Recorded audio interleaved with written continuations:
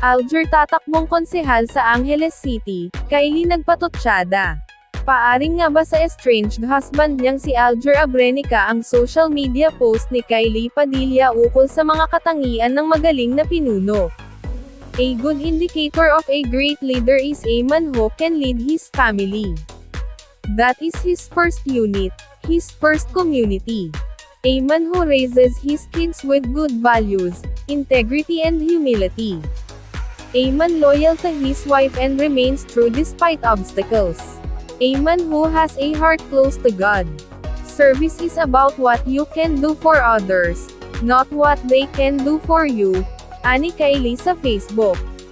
Nitong Lunes 7 ng Oktubre, ay naghain ng kanyang Certificate of Candidacy si Alger para sa kanyang pagtakbo bilang konsehal sa Angeles City, Pampanga sa ilalim ng partido ni former Philippine National Police Chief Oscar Albayalde, nakakandidato naman bilang mayor ng syudad.